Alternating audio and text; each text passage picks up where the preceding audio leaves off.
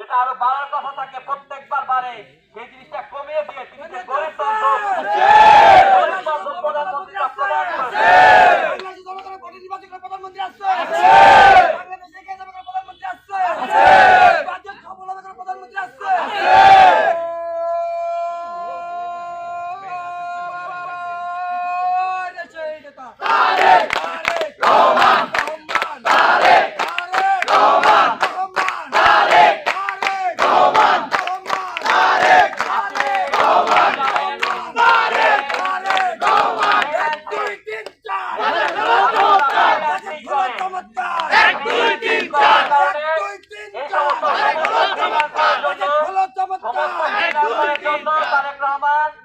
তার সমস্ত ঋণ মওকুফ করেছেন।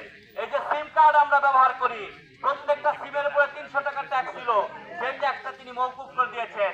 আমাদের ছাত্রদের জন্য এমন ব্যবস্থা রেখেছেন, আগামী দিনে যেভাবে করে প্রকৃত ডিজিটাল ছাত্র শিক্ষা ব্যবস্থা গড়ে ওঠে তার জন্য সর্বোচ্চ বাজেট কিন্তু শিক্ষা ক্ষেত্রে তারেক রহমান রেখেছেন।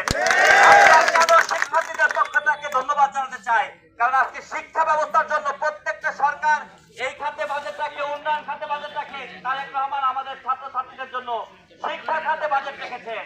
অনার্স পর্যন্ত বিনা বেতনে মেয়েরা পড়তে পারবে এই ব্যবস্থা রেখেছে।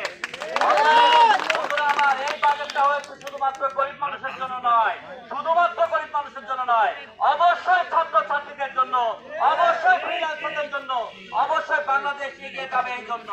অতএব এই বাজেটকে আমাদের সাধুবাদ জানাতেই হয়। সকলকে আগামী দিনে তারেক রহমানের সমস্ত ভালো কাজের এই প্রশংসাগুলো মানুষের দোয়ারে দোয়ারে পৌঁছে দিতে হবে, এই কারণে যাতে এই অপপ্রচারকারীরা যারা আসতে এমনিতে